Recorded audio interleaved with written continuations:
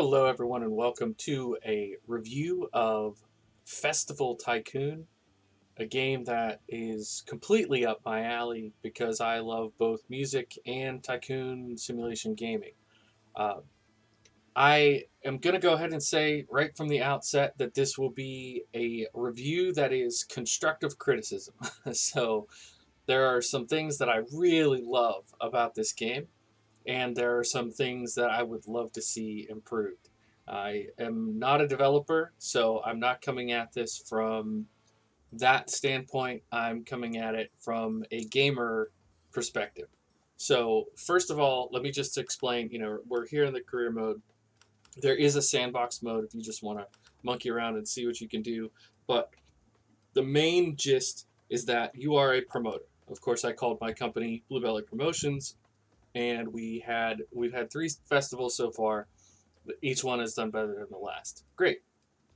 Uh, so I'm going to show you a little bit in the game with how creation works, but you have a bunch of different functions, and in some ways the game is as much a resource management game or a space and time management game as it is having anything to do with music. So, a lot about the logistics and the mechanics of the game are not necessarily distinctive to a music festival. And that will become apparent once we get into the save. But I just wanted to say one thing I think is cool is that there is a connection to the Steam Workshop.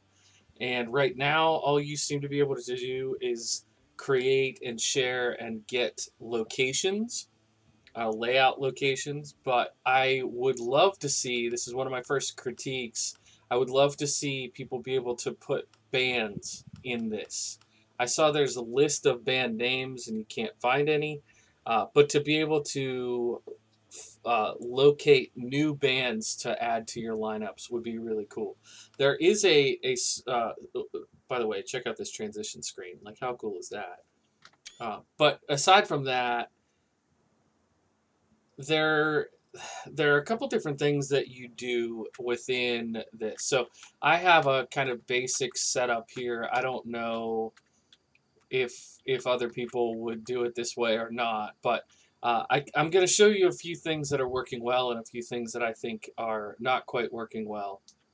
So I spent a whole ton of money to book a bunch of bands. So on the day of the festival, uh, we don't have anything going on until the first band at 9 o'clock. So you see you have a couple bands every couple hours here, and then some late afternoon and then into the evening. And so what I did, because I wanted a high genre rating, was that I booked all folk bands.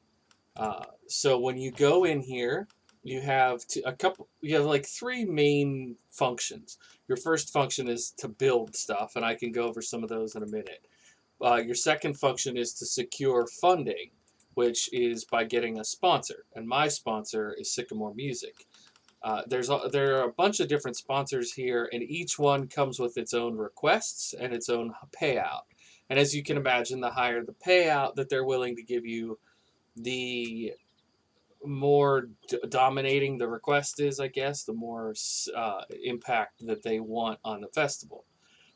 And then, once you pick your sponsor, then you go in and you put the sponsor in different places. So I'm going to put the sponsor will be on the stage now, and the sponsor will be on the entrance. So I'm still a little bit light. So one thing I will have to do, I'll go ahead and show you how to do this. You just click on the build menu and you go, and I'll put, a large billboard, maybe back here because people will be walking around there, so it should have good visibility. Not that the game can tell about the visibility, but for my own immersion, I'll do that. So then I go back here to, sorry, we'll go back here and I'll throw this in. And now look, we have our 88 out of 87. So the sponsor is going to be happy. And now you can see Sycamore Music is right there. So when all the fans are walking back out of the stage, they'll see the huge Sycamore Music sign. And oddly enough, it doesn't show up here. Oh, here it's down here. So you can stack those, and the bigger your festivals are, the more of those you can have. So you have that's how you secure your funding, right? So I just got money because, or I'm going to get money when I go live because of that sponsorship. Great, love to see it. So then the other side is you book bands. So these are all the bands that I didn't book. And right now, you can see metal, rock, folk, hip hop, techno, EDM. And some of those can work together in the same festival, and some of them can't. This is one of my next critiques, is that I think that there are a lot more genres, and um, I think that you will often see in real life that there are festivals that will have a large enough size that they can have multiple genres. So I think that's a core mechanic of the game that is inaccurate. I also think that so you might not have a real life festival that's got hip hop and then country, or hip hop and folk. I get that, or metal and folk, for example, but it's not outside of the realm of possibility to have like a techno, EDM, and pop mixed together, or hip hop and pop mixed together.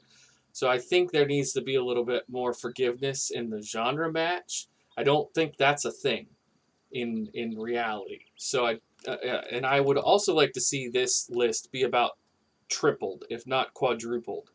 I can think of several just off the top of my head, like country and down tempo and just straight up pop and jazz and blues, bluegrass, uh, roots country, alt country, alternative rock. Like these things can commingle. Uh, I don't know how the game goes about generating the names of these bands, and so I'm not, gonna be critical of that. I get that they have to be sort of blasé so that they don't, hinder anybody's copyright. So that's fine. But what you find when you book the bands, you can see here in the lineup thing, like they tell you they need certain things. Like this band is not satisfied because they want me to have a certain number of VIP visitors, and I don't have room for that. So I really shouldn't have booked this band. And they want a certain number of regular visitors. Now, the regular visitors you get through these tent areas. So I put one here, and one here, and it's telling me that I'm going to have 48 regular visitors. That band wants me to have 204. So basically, that band, even though it only requires a medium sized stage to book them, there's no way that I could possibly accommodate that many regular visitors in a a smaller size or medium sized festival. So I don't know if I cancel them, if that would be the best thing to do. Probably for this festival, I don't know, but it kind of. Do you see what I mean? That it kind of feels like a puzzle game in that regard. So then, in addition to, I've got these backstage things for the band. So we've got an RV, we've got a makeup trailer, a green room, a relaxation area. These are little toilets that are for everybody. We've got food and drink stalls. Here's one thing that, I placed this one down first, and then I went to place down the other one. And as you can see, it's a little bit off. It'd be very nice to have a little button here. I can highlight it, I can destroy it, but it won't let me move it once it's placed, which I think when you're still in the build phase, you should be able to move things around. Um, it was my mistake, but now it's off and it looks silly and it drives me crazy. Okay, so another thing, you also need to have people on staff. So it shows you this in the tutorial. So, of course, I want to have a medical tent and security in case there's like a fight or something. I guess we need that. But then one of the biggest things you use through the whole festival, and there we go, we have enough room right there, is the waste team. That honestly, once you go live with the festival, you spend more of your time managing the waste people than you do doing any other task. Now, I get that there's a little bit of a challenge in um, balancing, the fun and creative elements of a playthrough with the, the more challenging, how do I want to put this? Basically, like, you want people to be able to be creative and have fun, but you also recognize that it can only vaguely reflect reality. Uh, and I don't know what a real festival coordinator does when the festival goes live. I would imagine a lot of it is just kind of observing and hoping there are no problems and crossing your fingers. But I feel like part of the mechanic of this game is rooted in, like, you set everything up and then you go live. So let me go ahead and do that with this festival. You can go live up here. So have we met that band's needs? No, we have not. So they're going to be upset. So I don't know what it's going to do. See, we have a really high music rating and a perfect genre rating, so we have a real nice festival. So when I cancel this band, that's probably going to be bad. We're going to lose almost $30,000, and our reputation is going to be decreased. So you know what? Let's just go ahead and ride it out and see how mad they get if we just have them. All right, here we go. So once you go live, there, like I said, the main thing you're going to do is just be maintaining. See, this is where the kid, the people attending the festival get off the bus and they come in your entrance, and so they're going to go and set up their tent areas. And now you can see how many this is, and I forgot to pre-sell tickets, but we have 48 visitors and 8 VIP. Why is that not going away? So we have to tell these guys to go clean. So you can already see there's debris down here. So we'll put them there. And security we'll put in the middle. They can basically keep track of the whole festival. And we'll put medical in the middle as well. But the waste you can't really move them, so they're just sitting here. But now you can see there's a bunch of waste over here, so you have to move them manually, and that's pretty much what you do. So this is arrival day. We'll go ahead and zoom through the night. You can see, aren't the people cool, right? The little people are cool. Somebody got injured, which we have a team to handle that, so I don't have to do anything there. And you can see there's a little bit of a line up here for the toilet. But okay, a band has arrived, and the band's like if you greet them. So we'll welcome our first band. I don't know why they arrived so late the night before. Maybe because they're going first. But you can see there's... Okay, here's another person we are going to welcome. So it's the middle of the night and people are arriving. We'll send this crew up here to clean up that, and then we're going to have to... See, people make trash constantly, which I suppose is probably pretty realistic. We can welcome this band. We'll have to move the cleaning crew over here. They do have a random cleaning brush button, but I found that that's not super helpful.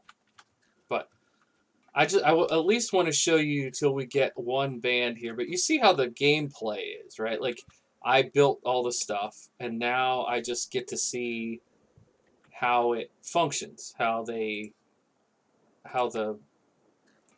people, the little people, function at this thing that I set up. Now, one thing I did not do was put in fun stuff to do. You can put in, like, bumper cars and all sorts of things. So all these bands are going to be able to go back to the backstage things to get what they need. Now, these are VIP areas. And I needed, in order to get that one band to be happy, I needed to have several of these buildings. Okay. So drinks is out of stock. We'll restock that. New band has arrived. We have to fix the food stall. So there, I mean, you can see it's a fair bit of micromanaging. So I'll slow it down to 2x. You can see the people. Oh, I was about to take a screenshot. I was about to take a screenshot of that band, and they were done with their set. So, but you can watch the little people enjoy the band. And if I slow this all down, it's a lot more peaceful. Here we go. So, some people will enjoy the art style a bit more than others. You could look at this game and say, "Wow, this is so cute." I mean, on Steam Summer Sale, I forget how much it was, something like $8. Will you get 8, 10, 12, 15 hours of gameplay out of this game? Potentially, right? You probably could get quite a bit of playtime out of this game. What I would like to see added are a lot more bands, a lot more genres, and maybe a little bit more flexibility with your play style. So, like, if I want to combine, using however I want to use the space, you can tell that this is a relatively small festival, and it's not doing too bad. Things are functioning, I think, how they're supposed to here. Um, and you can imagine if you have an area that's 4 or 5 times this, it would allow you to do a good bit more with the festival. But some of the core mechanics, like the genre match, and the lack of depth with the number of bands that you can have, makes it so that there really aren't choices, right? It's not like I'm like, okay, I'm gonna have a real banger EDM festival in one season, and then I'm gonna have a crazy country festival in the next season with a different set of sponsors and a different theme. You don't you would like to be able to do that, but that's not really how it functions. And I haven't found that, this is my fourth festival that I've put on, and it doesn't feel fundamentally any different than the first festival that I did. Now, I don't think that's, what is that, broken?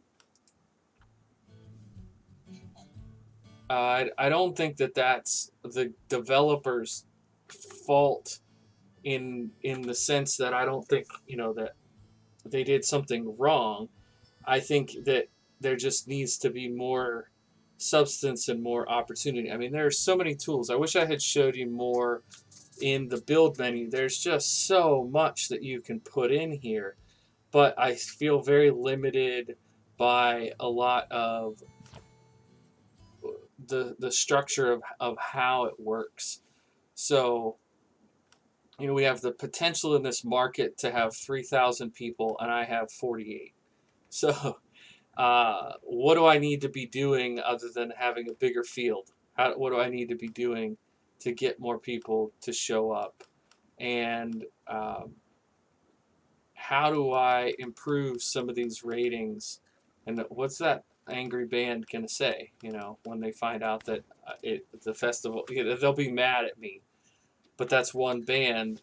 Like, I don't know how you balance all the things. Is really what it comes down to. And maybe that is the game, and I'm missing out on part of what the game is having us do here. But in my mind, a Festival Tycoon game should allow you to really shape a festival to be kind of what you want it to be, and there should be more freedom to the choices that you make so that you can tailor the festival in specific direction. So I hope that wasn't too redundant, and I hope that it doesn't come across as being overly negative. I did really enjoy the festivals that I've put on so far, and I do plan to continue playing the game. I think it's a really neat idea. The cutesy art style is definitely going to be more appealing to some users than others. But for me, the strength of the game is that there's just nothing like it out there. It has this niche idea to it, and I think that there are some gamers that are going to have a lot of fun with it. And as the game continues to patch and grow and add content, and as the Steam community around it grows and does the same, hopefully there'll be a vibrant little community that follows this game around. I would say, though, the final sort of value proposition, the final take on this game is it's so good, and I mean, for what it is, it's hilarious. There are times that will make you laugh out loud, and there are times that you'll be like, "Oh, this is very creative," and it. I haven't even messed around with the sandbox mode yet, but I imagine in sandbox you could really make some incredible, uh, unique spaces and experiences for these little characters to enjoy. So I hope you enjoyed my review. If this is a game that you want to get, check it out on Steam. And if you are interested in simulation strategy kinds of games and longer reviews like this, where I'm going to actually explain my impressions of the game, please do like and subscribe to the channel, because I would like to continue making content like this. So thanks again to the devs for making a fun little game, and I hope that this was encouragement that we can press on and continue playing this fun game. Bye for now.